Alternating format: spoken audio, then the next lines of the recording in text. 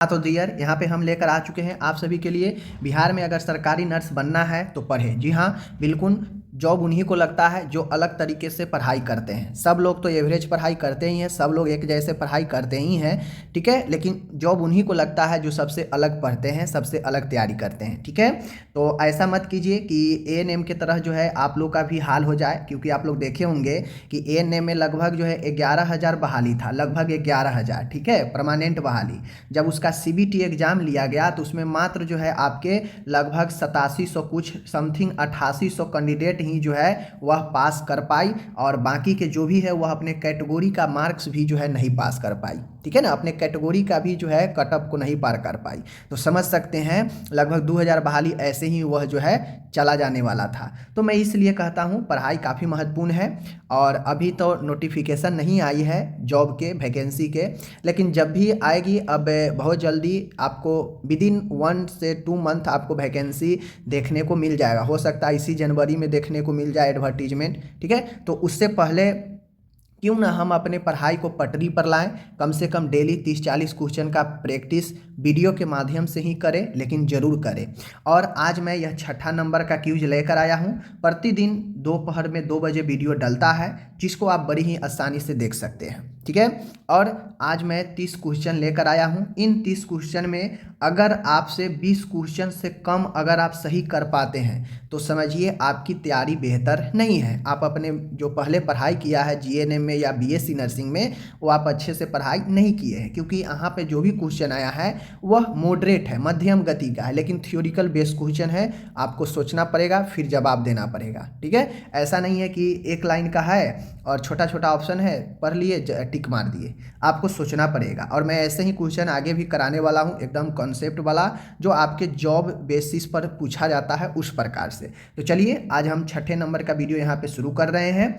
जिन लोगों को ग्रुप में आप लोग हैं जुड़े हुए, शेयर कर दीजिए। यह एमसीक्यू अभी क्यूज की तरह कराया जा रहा है। जब नोटिफिकेशन आ जाएगा, अप्लाई डेट आ जाएगा staff nurse BA nurse Bihar nursing का, तो फिर हम लोग 50-50 60-60 क्वेश्चन डेली करेंगे। ओके, चलिए शुरू करते हैं। पहला क्वेश्चन आपके सामने में है, स्पष्ट रूप से आप देख सकते हैं। पहला क्वेश्चन है, कह रहा है कि निम्न में से ह्यूमन बॉडी मतलब मनुष्य के शरीर में पाए जाने वाली जो इंटरकोस्टल मसल्स होता है, इंटरकोस्टल जो पेशीज होता है, उसका क्या कार्य है। क्या कार्य है आप लोग पढ़े होंगे एनाटॉमी में।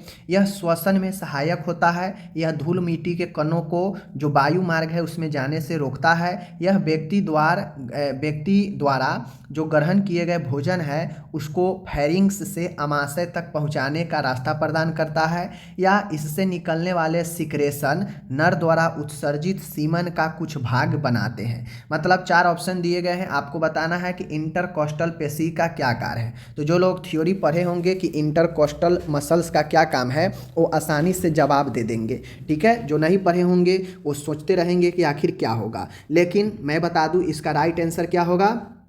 तो जो इंटरकोस्टल मसल्स होता है न, इसका काम एयरवे में जाने से धूल कण को रोकना है, ये नहीं होगा। इसका काम भोजन को भी जो है आमाशय तक पहुंचाने का नहीं है, और नहीं इसका काम जो है सीमेन बनाने का है। तो राइट आंसर क्या होगा, इंटरकोस्टल मसल्स का काम श्वसन में यह सहायता करता है, ठीक है। आगे बढ़ते हैं। अब आप बताइए उसका सही जवाब आप दे पाए हैं या नहीं दिए हैं, ठीक है। नेक्स्ट है दूसरा, मानव शरीर में पाए जाने वाली जो सबसे बड़ी इंडोक्राइन ग्लैंड है वह कौन सा है। क्वेश्चन समझिएगा, यहाँ पे एक्सोक्राइन नहीं पूछा गया है, ठीक है। यहाँ पे एक्सोक्राइन नहीं पूछा गया है, यहाँ पे पूछा गया है कि लार्जेस्ट इंडोक्राइन ग्लैंड कौन सी है, इंडोक्राइनल ग्लैंड, ठीक है। तो thyroid gland, liver, pituitary gland, cerebrum, तो आपको बताना है, ठीक है। तो बहुत लोग जो है क्या करेंगे, हड़बड़ करके लीवर को टिक मार देंगे और हो जाएगा गलत, ठीक है। क्योंकि जानते हैं कि सबसे बड़ा ग्रंथि लीवर, मार देंगे जाकर तो ये हो जाएगा गलत। क्वेश्चन को समझिए, लार्जेस्ट इंडोक्राइनल ग्लैंड, तो जब इंडोक्राइनल कहे, अंतःस्रावी कहे, तो राइट आंसर अपना थायराइड ग्लैंड होगा, ठीक है। और सीधा सबसे बड़ा ग्रंथि कहे तब जाके उस कंडीशन में लीवर होगा। ओके, आगे बढ़ते हैं। और प्यूट्रिड ग्लैंड को क्या कहते हैं, मास्टर ग्लैंड कहते हैं, ठीक है। और ये जो अपना सेरेब्रम है यह तो मस्तिष्क का भाग है, ठीक है, तो ये तो ग्लैंड में आएगा ही नहीं। आगे बढ़ते हैं। तीसरा क्वेश्चन है मानव शरीर में पाए जाने वाले सबसे बड़ी ग्रंथि। आ गया ना क्वेश्चन कि सबसे बड़ी ग्रंथि, तो सबसे बड़ी ग्रंथि कहेगा तो थायराइड, लीवर, प्यूटरिट या सेरिब्रम, क्या होगा इसका जवाब आप लोग जान ही गए, कमेंट कर दीजिए। चौथा नंबर का क्वेश्चन है अंडे, ठीक है, और शुक्राणु। अंडे, अंडे मतलब महिला से अंडे बनता है, शुक्राणु पुरुष का होता है, दोनों जब मिलता है तो निषेचन की क्रिया होती है, ठीक है। और यह ह्यूमन बॉडी के किस अंग में कंप्लीट यानी संपन्न होता है। कहने का मतलब है महिला का अंडा और पुरुष का शुक्राणु जब आपस में मिलता है तो निषेचन होता है, ठीक है। क्वेश्चन से क्वेश्चन बनता है, ये भी पूछ देगा कि नर और मादा के मिलने को क्या कहते हैं, ठीक है, या अंडे और शुक्राणु के मिलन को क्या कहते हैं, तो निषेचन कहते हैं। और यह निषेचन की क्रिया कहाँ पे होती है मनुष्य के शरीर में, गर्भाशय में होती है, फैलोपियन ट्यूब में होती है, मेंडुला में होती है या प्यूटरिट ग्लैंड में होती है। अब देखिए क्वेश्चन कैसे छटता है, आंसर इसका कैसे आएगा। प्यूटरिट ग्लैंड, ये तो प्यूटरिट ग्लैंड हम लोग जानते हैं कि मस्तिष्क के निचले भाग में होता है, तो ये तो गलत हो जाएगा, वहाँ पे तो निषेचन की क्रिया होगी नहीं। मेंडुला ऑब्लांगेंटा हम लोग जानते हैं कि मस्तिष्क का सबसे जो आधार में होता है, सबसे आखिरी भाग होता है, तो ये आपका जो है होगा नहीं, ठीक है। बचता है यूट्रस और फैलोपियन ट्यूब। हम जानते हैं गर्भाशय में भ्रूण पलता है, बच्चा पलता है, ठीक है, तो यहाँ तो होगा नहीं, तो निषेचन होगा कहाँ, बचता कौन है, फैलोपियन ट्यूब, ठीक है, यही आपका राइट आंसर होगा। ओके, आगे बढ़ते हैं। 5वां नंबर का क्वेश्चन है निषेचन की प्रक्रिया के बाद यानी फर्टिलाइजेशन के बाद निर्मित जो जाइगोट होता है, जो युग्मनज बनता है निषेचन के बाद, उसका इम्प्लांट यानी उसका आरोपण मानव शरीर के किस अंग में होता है। कहने का मतलब है कि जब अंडा और शुक्राणु दोनों मिल गया, निषेचन हो गया, अब वह निषेचन होकर एक प्रोडक्ट बन गया, दोनों मिलके एक प्रोडक्ट बना देता है जिसे हम लोग जाइगोट यानी युग्मनज कहते हैं। तो यह मिल जाता है, मिलने के बाद यह कहाँ पे जाके इम्प्लांट हो जाता है, आरोपण हो जाता है, किस अंग में, यही बताना है, ठीक है। तो ऑप्शन ए है यूट्रस में हो जाता है, फैलोपियन ट्यूब में हो जाता है, मेंडुला में होता है, प्यूटरिट ग्लैंड में होता है। तो फिर से मैं बता दूं, अगर प्यूटरिट के जगह पर यहाँ पे दे दिया रहता, मान के दूसरा ऑप्शन दे दिया रहेगा कोई भी, जैसे पेल्विक दे दिया रहेगा, तो वो भी गलत हो जाएगा, श्रोणी भी गलत हो जाएगा। मेंडुला ऑब्लांगेंटा के जगह पर जो है मैं मानता हूँ कि सर्विक्स दे देता, तो सर्विक्स भी गलत हो जाता, वहाँ भी इम्प्लांट नहीं होता है। तो मेंडुला और प्यूटरिट दोनों तो गलत हो जाएगा। रहेगा आपका फैलोपियन ट्यूब में तो निषेचन होता है, तो भाई इम्प्लांट तो होगा नहीं, आरोपण होगा नहीं, तो बचता है अपना यूट्रस। यूट्रस में इम्प्लांट होता है और वहीं पर बच्चा जो है विकसित होता है, यूट्रस में ही, गर्भाशय में ही, ठीक है। 6ठा क्वेश्चन है सब सेंटर यानी उपकेंद्र मुख्यतः किस प्रकार की हेल्थ सर्विस के क्रियान्वयन से संबंधित है। कहने का मतलब है जो सबसे निचला केंद्र होता है स्वास्थ्य का, उपकेंद्र, यहाँ पे किस प्रकार की स्वास्थ्य की सेवा दी जाती है, क्रियान्वय की जाती है, ठीक है। रोकथाम वाला, उन्नयन वाला या नैदानिक वाला या रिहेबिलिटेटिव वाला। तो मैं बता दूं सब सेंटर पर आपके जो दिए जाते हैं, देखभाल किए जाते हैं स्वास्थ्य के क्षेत्र में, वह ज़्यादातर जो बेस होता है वह संबंधित होता है रोकथाम से यानी प्रिवेंटिव से, ठीक है। उन्नयक, डायग्नोस्टिक, रिहेबिलिटेटिव, ये सब आपके इससे ऊपर के केंद्रों पर होता है, ठीक है। आगे बढ़ते हैं। 7वां नंबर का क्वेश्चन है निम्न में से इफेक्टिव हेल्थ केयर का लक्षण कौन है, यानी इन चारों ऑप्शन में से पर्याप्तता, व्यवहार साध्यता, व्यापकता, उपरोक्त सभी, इन चारों में कौन सा सबसे प्रभावी स्वास्थ्य देखभाल का लक्षण है। तो आप लोग पढ़े होइएगा कि इफेक्टिव हेल्थ केयर तभी होता है जब उसमें पर्याप्त चीज़ें हो, ठीक है, पर्याप्त देखभाल हो, ठीक है, व्यवहार साध्यता हो, मतलब व्यवहार अच्छा हो, ट्रीट जो है आप मरीज के साथ अच्छे से कर रहे हैं व्यवहार, तो ये भी आता है, इफेक्टिव होता है। और व्यापकता मतलब वाइडली, ठीक है ना, बड़ा जो स्वास्थ्य देखभाल है वो व्यापक होना चाहिए, तो जाके आपका हेल्थ इफेक्टिव होता है। तो इसलिए ऑप्शन अपना कौन सा हो जाएगा, ऑप्शन डी। ओके, चलिए 8वां क्वेश्चन है निम्न में से प्राथमिक स्वास्थ्य देखभाल प्राइमरी हेल्थ केयर के प्रिंसिपल में शामिल है। अब जो लोग पीएचसी प्राथमिक स्वास्थ्य देखभाल के सिद्धांत पढ़े होंगे उनको पता होगा कि प्राइमरी हेल्थ केयर के सिद्धांत में क्या क्या है। मैं बहुत अच्छे से नर्सिंग ज्ञान पर थ्योरी पढ़ाता हूँ, first year, second year, third year. अगर आपका थ्योरी कमज़ोर है तो नर्सिंग ज्ञान पर जाकर आप थ्योरी को पढ़ सकते हैं अच्छे से। बाकी यहाँ पे मैं कॉम्पिटिटिव का देखता हूँ, ठीक है। तो पीएचसी का हम पढ़ चुके हैं, आप भी पढ़ चुके हैं, सब लोग नर्सिंग के पढ़े होंगे कि पीएचसी का यह सिद्धांत होता है, क्या होता है, इक्वल डिस्ट्रीब्यूशन, क्या सब में न्याय संगत बंटवारा होना चाहिए, बिल्कुल होना चाहिए, सही है। समुदाय का सहभागिता, कम्युनिटी इन्वॉल्वमेंट, तो बिल्कुल समुदाय के सहभागिता भी जो है स्वास्थ्य के देखभाल के सिद्धांत में है। उसके बाद एप्रोप्रिएट टेक्नोलॉजी, उपयुक्त तकनीक का इस्तेमाल, ठीक है, तो ये भी चीज़ें जो है इसके देखभाल में है। अब जो लोग पढ़े ही नहीं होंगे प्राइमरी हेल्थ केयर के सिद्धांत, principle of primary health care, उनको क्या पता है कि उस सिद्धांत में क्या क्या चीज़ें हैं। तो उस सिद्धांत में इक्वल बंटवारा भी है, समुदाय की ज़्यादा से ज़्यादा सहभागिता हो, ऐसा देखभाल हो, तो ये भी सही है, और उपयुक्त तकनीक हो, ये भी सही है। तो ऑप्शन हमारा D, all of the above हो जाएगा। ओके, आगे बढ़ते हैं। अब यहाँ पे आ गया 9वां क्वेश्चन, निम्न में से प्राइमरी हेल्थ केयर का सिद्धांत है। ठीक है, यहाँ पे क्वेश्चन जो है देख, अब यहाँ पे आ गया क्वेश्चन क्या कह रहा है कि निम्न में से प्राइमरी हेल्थ केयर का सिद्धांत है। क्वेश्चन देखिए चेंज करता है, जैसे 4 ऑप्शन है, यहाँ पे पूछ दिया कि निम्न में से जो है प्राइमरी हेल्थ केयर का सिद्धांत कौन सा है, तो 4 है, तो 4 में से या तो ए बी दे देगा, तो लिख देगा ए प्लस बी दोनों, ठीक है, या फिर एक रहेगा तो 3 ऐसा दे देगा जो नहीं है, और एक रहेगा जो उसका सिद्धांत होगा। तो इस टाइप से पूछता है, ठीक है ना, या ए बी सी दे देगा तीनों सिद्धांत, चौथा दे देगा नहीं, और फिर एक ऑप्शन देगा ए प्लस बी प्लस सी तीनों है, बी में दे देगा ए बी है, सी में दे देगा सी है, मतलब सिर्फ ए है, इस टाइप से भी पूछता है। तो वो आपके ऊपर है, कोई क्वेश्चन में दम नहीं रहता है। निम्न में से प्राइमरी हेल्थ केयर का सिद्धांत क्या है, तो सिद्धांत हम लोग जानते हैं, क्या सिद्धांत मेंटल एबिलिटी, मानसिक योग्यता होता है। हम कभी पढ़े हैं प्राइमरी हेल्थ केयर के सिद्धांत में मेंटल एबिलिटी के बारे में, नहीं, तो ये नहीं होगा, गलत है। अनुवांशिकता, क्या हम अनुवांशिकता के बारे में पढ़े हैं सिद्धांत में, तो ये भी नहीं होगा। स्वास्थ्य सेवाओं का न्याय संगत बंटवारा, equal distribution of health service, क्या ये आप पढ़े हैं सिद्धांत में कि सबके साथ न्यायपूर्ण जो है बंटवारा होनी चाहिए देखभाल की, स्वास्थ्य सेवा की, तो बिल्कुल आप पढ़े होंगे अगर अच्छे से पढ़े होंगे, तो इसलिए ऑप्शन अपना सी सही हो जाएगा, और नन ऑफ द एबव तो होगा ही नहीं। ठीक है, आगे बढ़ते हैं। 10वां क्वेश्चन है, निम्न में से स्वास्थ्य का निर्धारक तत्व कौन है। स्वास्थ्य के निर्धारक तत्व के कहने का मतलब है कि जो आपके स्वास्थ्य को निर्धारित करता हो, इफेक्टिव करता हो, ठीक है, जो ये निर्धारण करता हो कि आपका स्वास्थ्य उससे ठीक भी रहेगा और उससे गड़बड़ भी हो सकता है। तो स्वास्थ्य के निर्धारक तत्व मेंटल एबिलिटी, मानसिक योग्यता, हेरिडेटी, स्वास्थ्य सेवाओं का न्याय संगत बंटवारा, नॉन ऑफ द एबव। तो मैं बता दूं स्वास्थ्य का निर्धारक तत्व जो होता है वह आपका अनुवांशिकता होता है। अनुवांशिकता से व्यक्ति के अंदर समस्या भी उत्पन्न हो जाता है, आपको पता होना चाहिए। तो hereditary is the right answer. ठीक है, आगे बढ़ते हैं। आगे है 11 नंबर क्वेश्चन है, निम्न में से होम विजिट का सिद्धांत नहीं है। अब आप लोग होम विजिट पढ़े होंगे, सब मैं थ्योरी से निकाल के क्वेश्चन को लाया हूँ।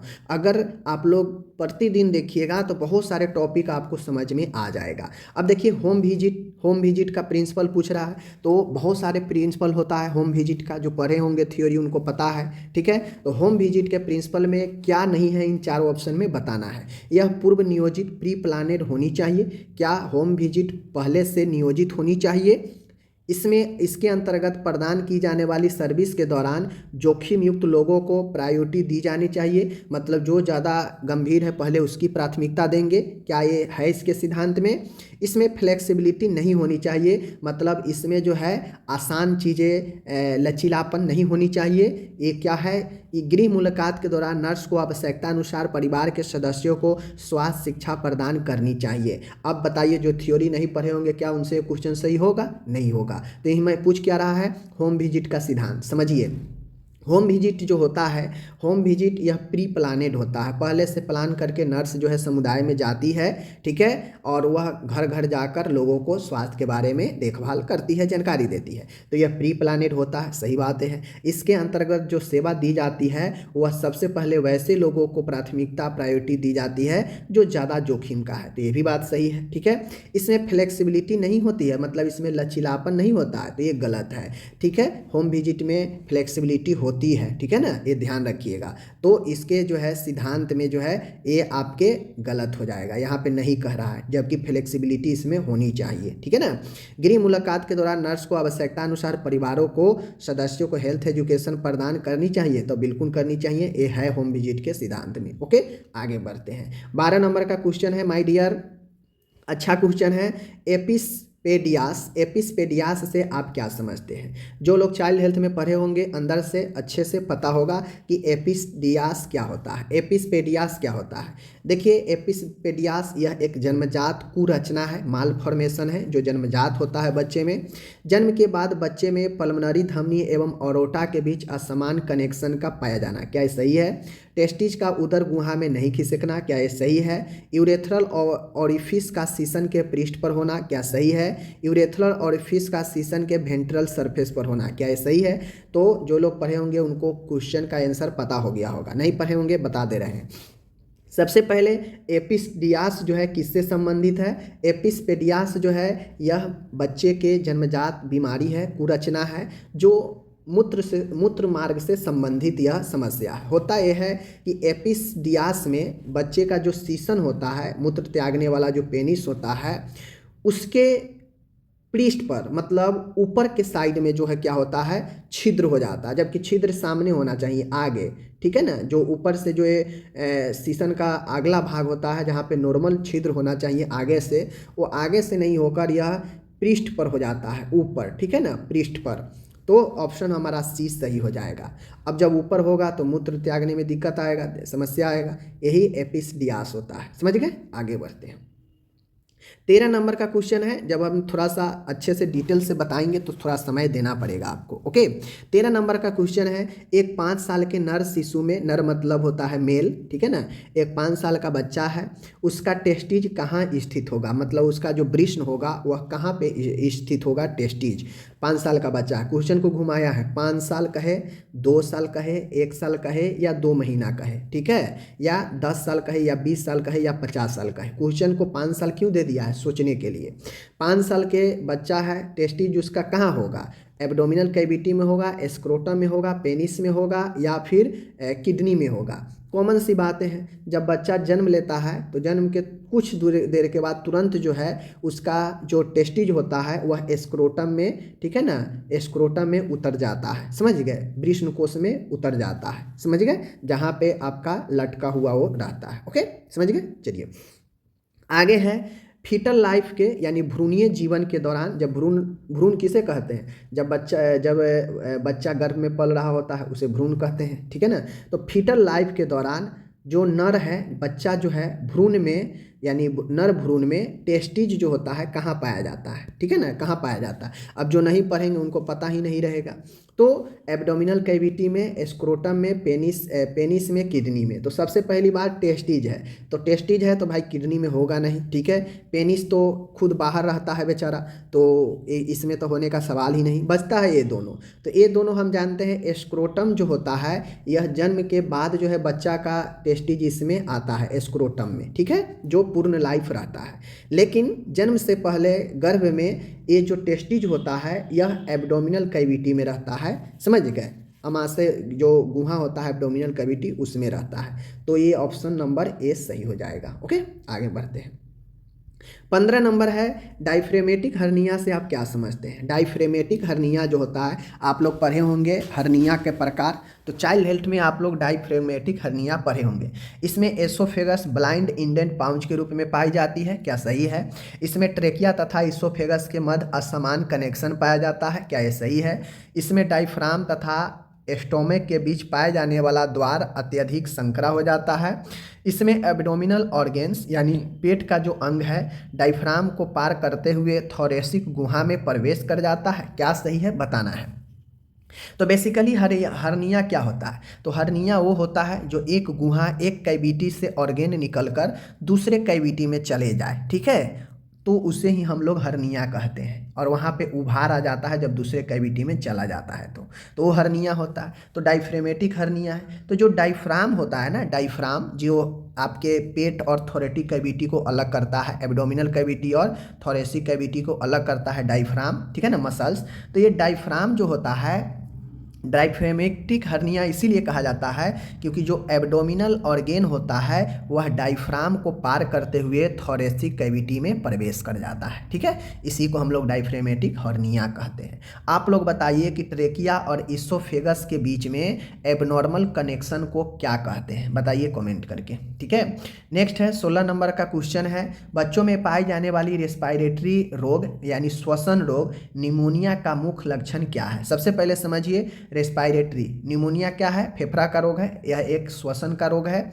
तो निमोनिया का मुख्य लक्षण क्या होता है, 4 ऑप्शन है। यह हड्डी को कमजोर हो जाना, स्किन पर धब्बा आ जाना, सांस के साथ सीने का अंदर धंसना, ठीक है, या चावल के पानी जैसे पतले दस्त आना। ठीक है, ये बताइए क्या होगा इसका मुख्य लक्षण। कॉमन सी चीज़ें हैं, यह हड्डी का होगा नहीं, स्किन पर रेसेज होगा नहीं, चावल के पानी जैसे पतले दस्त होगा नहीं। तो राइट आंसर सांस लेने में दिक्कत और सीना अंदर धंसना। ठीक है, आगे है, निम्नलिखित में से बच्चों में क्लोरा हैजा होने का मुख्य लक्षण क्या है। कोलेरा मतलब क्या होता है, हैजा। हैजा का मुख्य लक्षण क्या है बताना है। हड्डी का कमजोर होना, स्किन पर धब्बा आना, सांस लेने में दिक्कत होना, चावल के पानी जैसे पतले दस्त जाना तथा उल्टी होना। तो राइट आंसर हैजा में क्या होता है, यही होता है ऑप्शन डी। ठीक है, कुछ क्वेश्चन आपको आसान मिलेंगे, टेंशन नहीं लीजिए।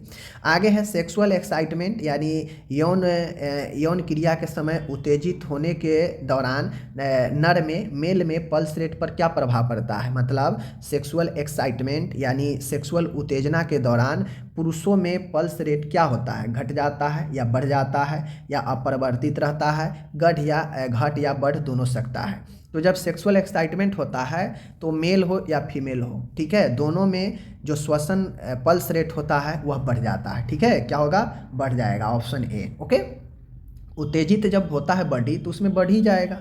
इंडोस्कोप की सहायता से रेक्टोवैजिनल पाउच तथा पेल्विक वैसेरा को विजुलाइज करना क्या कहलाता है। विजुलाइज मतलब होता है देखना, देखना मतलब रेक्टोवैजिनल यानी जो रेक्टम होता है मलाशय और जो वैजिना है उस दोनों को देखना, और पेल्विक वैसेरा को देखना क्या कहलाता है, इंडोस्कोपी के सहायता से। इंडोस्कोपी के सहायता से जब हम रेक्टोवैजिनल पाउच और पेल्विक वैसेरा को विजुलाइज करते हैं तो उसे क्या कहते हैं, लैप्रोस्कोपी कहते हैं, सिस्टोस्कोपी कहते हैं, पेरिनोप्लास्टी कहते हैं, कुल्डोस्कोपी कहते हैं। ठीक है, लैप्रोस्कोपी यह एक चीरा लगाना होता है। सिस्टोस्कोपी क्या होता है, यह आपके गाल जो मूत्राशय होता है या यूरेथ्रा होता है उसको देखने में प्रयोग किया जाता है। कुल्डोस्कोपी जो होता है यह पेल्विक वैसेरा और रेक्टोवैजिनल को विजुलाइज करने के उपयोग आता है कुल्डोस्कोपी। ठीक है, आगे बढ़ते हैं।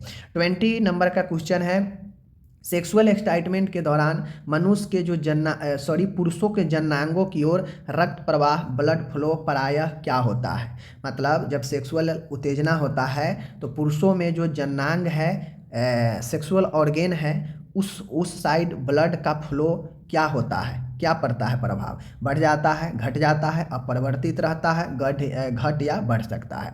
तो मैं बता दूं, जब उत्तेजित होता है मेल का ऑर्गेन, ठीक है ना, गुप्तांग, तो उस ओर जो होता है रक्त प्रवाह जो है आपको बढ़ जाता है, ऑप्शन ए। ठीक है, इसी के कारण, बढ़ने के कारण ही इरेक्शन जो है आपके आते हैं पेनिस में। ठीक है, आगे बढ़ते हैं। 21 नंबर का क्वेश्चन है, सेक्सुअल एक्साइटमेंट के दौरान महिलाओं में होने वाला परिवर्तन नहीं है। कौन परिवर्तन नहीं है, सेक्सुअल एक्साइटमेंट यानी सेक्सुअल उत्तेजना के दौरान महिलाओं में होने वाले परिवर्तन कौन नहीं है। पेशीय तनाव का बढ़ जाना, क्लिटोरियस का तन जाना, पल्स रेट बढ़ जाना, पल्स रेट घट जाना। तो देखिए, जब सेक्सुअल एक्साइटमेंट होता है पुरुष या महिला में तो पूरा मसल्स जो है तनाव हो जाता है, बात सही है। ठीक है, क्लिटोरियस जो होता है जो कि पेनिस के जैसे होता है महिलाओं में, ठीक है, इसमें उत्तेजना आता है तो ये भी तन जाता है, पल्स रेट बढ़ जाएगा लेकिन पल्स रेट घटता नहीं है। ठीक है, तो ये आपका गलत हो जाएगा। ओके, आगे है 22 नंबर का, सेक्सुअल एक्साइटमेंट के दौरान महिलाओं के योनि में क्या प्रभाव पड़ता है, क्या जो है परिवर्तन देखने को मिलता है। तो शुष्क ड्राई हो जाता है, लुब्रिकेंट हो जाता है, अत्यधिक नैरो हो जाता है, अत्यधिक छोटा हो जाता है। तो सेक्सुअल एक्साइटमेंट के दौरान पुरुष या महिला हो, सब में जो है उत्तेजना, ठीक है, हो ही जाता है, लेकिन महिला का जो योनि होता है वह ड्राई नहीं होकर लुब्रिकेंट होता है, मतलब गीला होता है। ठीक है, आगे बढ़ते हैं। 23 है, निम्न में से किस बीमारी से ग्रसित रोगी में अवसरवादी संक्रमणों की होने की संभावना बढ़ जाती है। अवसरवादी होने का मतलब होता है कि जब भी मौका मिलेगा संक्रमण प्रवेश कर जाएगा, ठीक है ना। तो एक ऐसा बीमारी है जिससे ग्रसित होने के बाद बहुत ज़्यादा चांसेज होता है कि आपको इन्फेक्शन हमेशा होते ही रहता है, क्योंकि यह आपको इम्यून सिस्टम को कमज़ोर कर देता है, वीक कर देता है, डिफिशियंट कर देता है। तो पोलियो, क्षय रोग, रेबीज, एड्स, तो आपको पता है कि किसमें जो है इम्यून सिस्टम कमज़ोर हो जाता है, डिफिशियंट हो जाता है, तो वो होता है अपना एड्स। एड्स जैसे ही किसी मरीज को होता है तो व्यक्ति में एड्स से जितना ज़्यादा समस्या नहीं होता है, उससे ज़्यादा समस्या जो है उसके इम्यून सिस्टम कमज़ोर होने से होता है। जैसे ही इम्यून सिस्टम कमज़ोर होता है, व्यक्ति में अनेकों संक्रमण आने की संभावना बढ़ जाता है, अवसर बढ़ जाते हैं, ठीक है। इसीलिए एड्स को काफ़ी खतरनाक कहा जाता है, क्योंकि ये तो रहता ही है बॉडी में, साथ में यह अपने साथ बहुत सारे इन्फेक्शन को जो है न्योता अवसर प्रदान करता है बॉडी में आने का, ठीक है, क्योंकि यह इम्यूनिटी को कमज़ोर कर दिया रहता है, जिससे हमारा बॉडी लड़ नहीं पाता है इन्फेक्शन से, ठीक है ना।